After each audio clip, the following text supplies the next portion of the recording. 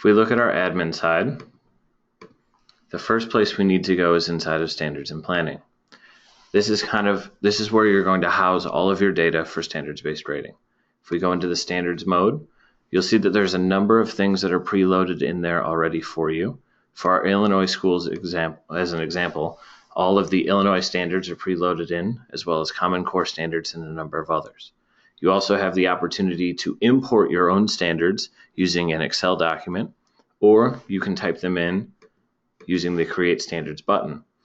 You can enter a title and the year for those standards, and then enter several filtering fields as well, such as subject area and grade level. Once you have the standards entered into the system, you can add them to a course by going to your course catalog and selecting a course, clicking the Standards button, browsing and importing standards, using the filters at the top to filter out the standards you'd like. Once you've selected a standard, click View and Import. Choose the standards from the list, any or all, and you can go ahead and click Import. Once those are added, you'll see we're taken back to the Course Standard Items page, where you can then choose to remove standards if you'd like. You can reorder the standards, or you can edit the grading period for which those standards are offered. This gives you the ability to say that we at this school are going to teach these standards in this grading period. It allows for pre-filtering for instructors when they go to edit their assignments, and gives you an additional filtering option we'll talk about in a moment when you go to print your report card. Once you have the standards added to your course, then you need to go ahead and make your standards-based grading scale. If we go into grading scales, you'll see I have a few built already, and we can edit one to see what those options look like. Similar to our traditional grading scale, you have the options for letter grades and points, as well as notes. On the right side, we have all of our standards-based options, the first of which is how we calculate. This option is going to tell the system how you want to take all of that raw data from your assignments and calculate into a grade for each standard. We have 5 options built into the system, such as median of recent score and average of recent score, which gives you the ability to determine how many of the scores that are in the gradebook are going to be calculated into that median or average. You also have the ability to choose, you just want the highest standard score to be the overall standard for that, or the overall score for that standard. Our 2 popular are decaying weighted average and power law. Decaying weighted average, similar to median of recent scores, gives you the ability to choose how many scores you want to consider, and then give a weight for each of those. A very popular setup for this page would be something like this, where it's 40, 20, 15, 15, and 10, meaning that the most recent, or the standard, or the assignment rather, that you put in today, that score would be worth 40%. The next most recent would be worth 20%, and so on down the line to calculate that overall score for that standard. We have the ability for standards-based scores to persist across grading periods. This means that when you transition from quarter 1 to quarter 2, or trimester 1 to trimester 2, the scores don't completely start over. In this example, your first assignment of trimester 2 would be worth a weight of 40, and then the last 4 scores of trimester 1 would still calculate into the overall score for that average until such a time that you had enough scores in trimester 2 to fill up this amount. You also have the ability to show the overall score, letter grade or numerical scores, depending on what you prefer. And you can restrict the entry of scores to the scale value. What this means is, with this checked, teachers have to enter either a 4, 3, 2, 1 on this grading scale or EGSN. They can't enter things like a 2.5 or a 3.25. Once you have your grading scale set up, you can go back into your course catalog, edit the course, and apply that grading scale to the course. This is also a field that is mass editable using the mass edit feature inside of the course catalog. Once you have your courses set up and instructors are entering data, the next question is generally, how do you show this on a report card? If we go into grade reporting, Those of you that have used the system for a while, remember that it used to be such that if you had standards for a class, you'd have to create an individual assessment list for each class, import the standards to that assessment list, and then add it to the report card. That is no longer the case. Now, you simply create one assessment list and apply it to all the classes for whom you'd like to pull the standards. This tells the system that for all those classes, automatically pull those standards out and put them on the report card. If we go and view a report card,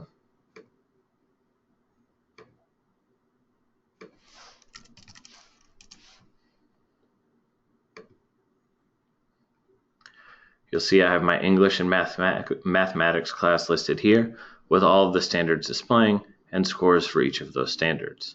You have the option to determine if you want to show all standards, just standards with data in the current grading period, or as we discussed prior, whether you want to have standards covered in that current grading period as set by the course. That concludes kind of the back end or the admin setup. So now we're going to tunnel into the instructor view.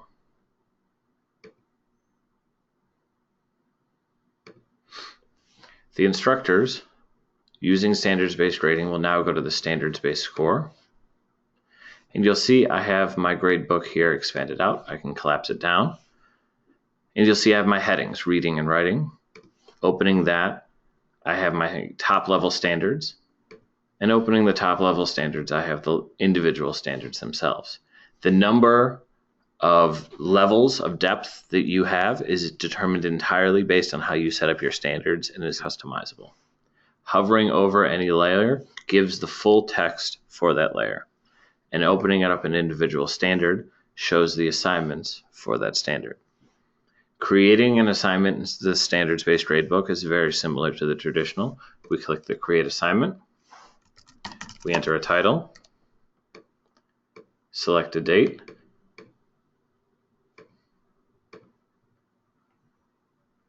and click the Add Standards button. This brings up all of the standards for the class. If I had it set that only a certain number of these standards were offered in this grading period, then this would automatically filter to those standards for the grading period, but give the instructor the ability to override and see the other standards. I can click on my standards and click Add, and you'll see them listed here. And then I can click Save. This adds the assignment to the gradebook, and now I can navigate through it in a very similar fashion to how I would the traditional gradebook, by clicking on a cell, entering a score, and using the Enter or arrow keys to navigate through the boxes. Our standards-based gradebook also works with the missing, excused, late, or handed in features that are available in our traditional gradebook. You'll see here when I click on just a single cell, it brings up the option for me to enter the scores for the standards, the other standards that are linked to that assignment for that student. I can also add a comment and send an email directly to the parents, similar to the functionality inside the traditional gradebook. Clicking on the assignment brings up all of the standards for that assignment and lists them by student. So if I prefer to enter it that way, I can. I also have the ability to mass enter those scores and then edit them as I like.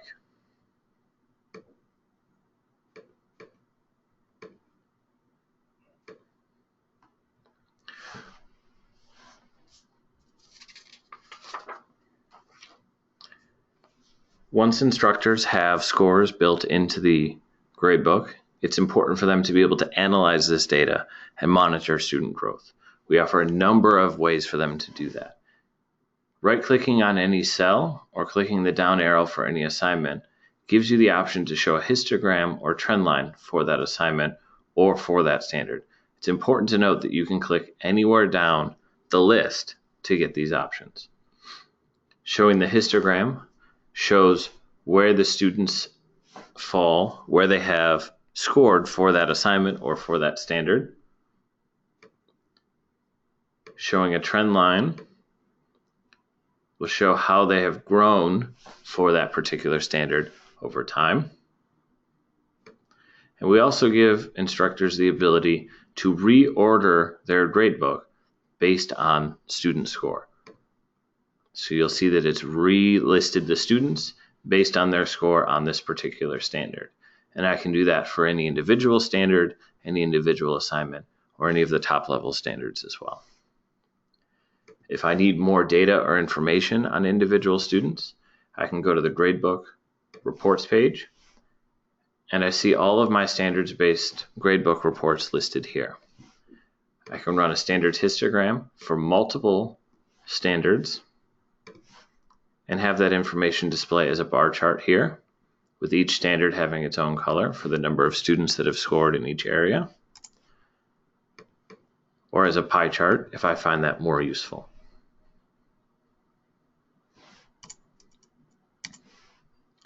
I also have the ability to run multiple standards trends lines together for a single student to see how they have progressed across those multiple standards during the course of the academic year.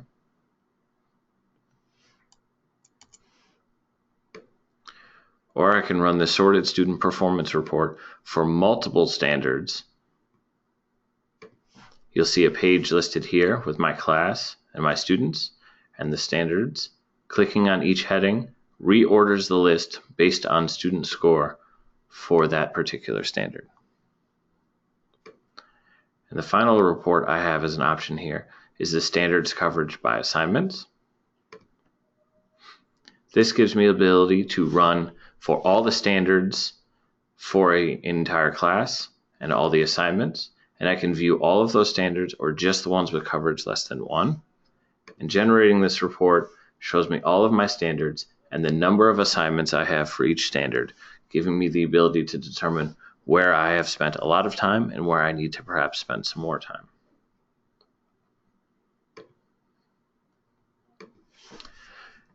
An important aspect of standards-based grading is communicating with the parents and keeping them involved in the process so they're aware of what's happening and how their students are doing. If I look in the parent portal, you'll see here on the grades page, I have all of my classes listed and the overall scores for those classes where I have it turned on, as well as the missing work similar to the way it does in the traditional gradebook. Clicking on any one of these scores will bring me to the standards for that class. It defaults to an expanded view with all of the standards displaying and the scores for each of those standards. Clicking on an individual standard will bring up all of the assignments that are calculated into that standard score. Clicking on an individual assignment will bring me up the details for that assignment. We've also recently added a new feature to this page, which is to allow parents to view trend lines for their students' progress on any standard or higher, or as the overall score for the class. Clicking on this brings up that trend line. And then the student can monitor how the parent can monitor how their student has progressed through the curriculum.